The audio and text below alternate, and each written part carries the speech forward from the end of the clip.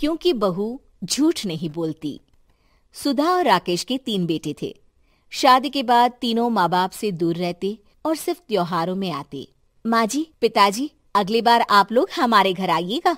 अरे नहीं बहू, सब यहीं आ जाते हैं तो घर खिला खिला लगता है। हाँ बहू, तू हमेशा बुलाती है तो जरूर आएंगे तेरे पास भी। हाँ हाँ, दीदी का घर बड़ा जो है, सब कुछ अपनी शादी के बाद दीदी को ही तो दे दिया था। हमें भी दिया होता तो हम भी बड़ा घर लेते। क्यों सुनील? अरे नहीं नहीं, पापा ने सबको एक बराबर ही दिया है। छोटी बहू, क्या चाहिए तुम्हें, बोलो। वो आपके सोने की चेन वाली घड़ी है ना, वो अगर आप मुझे।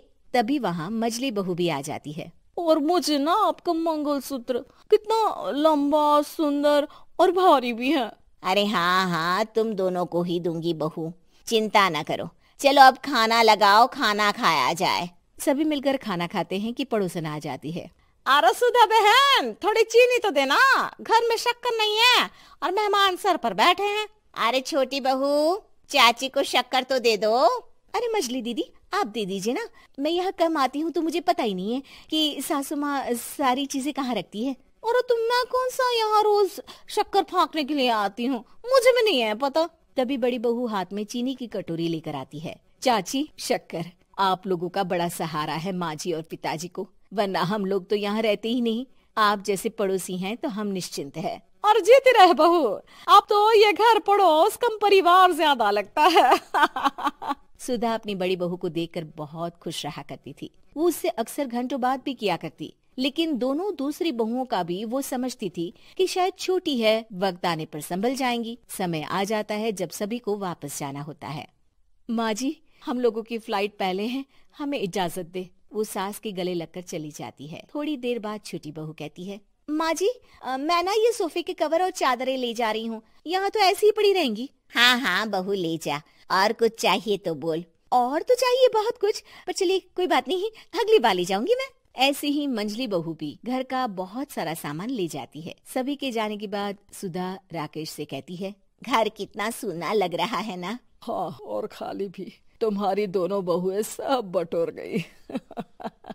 अरे ठीक है ना, हम दोनों ही तो हैं, कितना सामान लगेगा, फिर उन लोगों की नई गृहस्थी, इतना मत सोचा करे। समय बीतता है। ऐसे ही हर साल त्योहारों में सुधा और राकेश के बच्चों की बहू आते और जाते वक्त ढेर सारा सामान पैक कर कर ले जाती। लेकिन कुछ ही सालों में सुधा का देहांत हो जाता है। पिताजी, आप यहाँ अकेले क्या करेंगे, हम लोगों के साथ चलिए। अरे नहीं नहीं बहू, इस घर में सुधा की यादें हैं, मैं उसे नहीं छोड़ सकता हूँ। अब तुम लोगों की माँ नहीं रही। देख लो, वैसे तो मैंने उसके जीते जी सब कुछ दे दिया है, लेकिन कुछ उसका पर्सनल कीमती सामान था जो ये है, ले लो। सामान में होती है एक घड़ी और एक मंगलसूत्र। माँ जी ने कहा था कि वो ये घड़ी मुझे देंगी। हाँ हाँ पिताजी, माँ ने सबके सामने ये घड़ी सरिता को देने के लिए कहा था। उठा लो सरिता माँ की घड़ी। अब क्या था, छोटी बहू फट से घड़ी उठा लेती है। और पिताजी, ये मंगलसूत्र तो माँ ने मुझे ही देने को कहा था, याद है ना। वो सभी की ओर इशारा करती है। तू भी ले ले ये हार बेटा, कोई बात नहीं। मंजली फटाक से हार उठा लेती है। ससुर बड़ी बहू की तरफ देखते हैं। तुझे क्या दूं बेटा? पिताजी, माँ ने एक चीज मेरे लिए भी रखी है।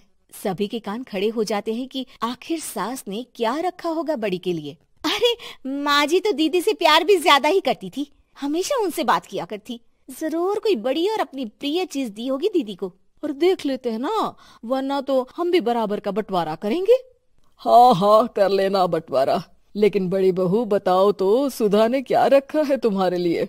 अभी तो हम लोग यही हैं पापा जी, जब जाने लगेंगे तो बता दूंगी। बड़ी बहू के मुंह से ये बात सुनकर बाकी दो बहुएं सोचने लगती हैं कि आखिर क्या है जो दीदी को सासू माँ देकर गई हैं। दीदी, ऐसा तो नहीं ना कि पूरे घर का आधा हिस्सा माँ बड़ी भाभी को देकर गई हो? तभी वहाँ ससुर आ जाते हैं। नहीं नहीं, ऐसा कुछ नहीं है। मकान तो तुम तीनों का बराबर से है। देखो, बड़ी बहू से तुम्हारी सास ज्यादा जुड़ी थी, न जाने क्यों घंटों बात किया करती थी। पता नहीं क्या देकर गई है उसे। और ससुर जी, आपको क्या पता, चालाकी से पूरे घर के पेपर में साइन करवा लिए हो, या फिर कोई छुपा गहना। आखिर मकान पूरा तो आपने सासू माँ के नाम ही कर रखा था ना। अब घर में ये सस्पेंस बन जाता है कि आखिर बड़ी बहू क्या लेकर जाएगी। फिर वो दिन भी आ जाता है जब बड़ी बहू के जाने का समय हो जाता है। बेटा, परसों तुम चली जाओगी, बताया नहीं, माँ ने तुम्हें क्या दिया? घड़ी और हार जो बेशकीमती था और तुम्हारी सास को सबसे ज्यादा प्रिय था, उसका तो बंटवारा भी हो चुका है। अब तुम्हारी बारी। हाँ पिताजी, आज मैं ये बात बताने ही वाली थी। माँ ने मुझे उससे भी बेशकीमती चीज दी है और वो है आप। आपसे अधिक प्रिय उन्हें कुछ नहीं था। माँ चाहती थी कि आप मेरे साथ रहें। चलिए पिताजी। बेटा, मेरे पास तो कोई पेंशन भी नहीं है और ना ही कोई प्रॉपर्टी। लेकिन आपके पास संस्कार है पिताजी, जो मेरे बच्चे आपसे लेंगे, तो आपको ले जाने पर स्वार्थ ही है मेरा। चलिए ना पापा। सभी के सामने पिताजी बड़ी बहू और बेटे के साथ उनके घर चले जाते हैं।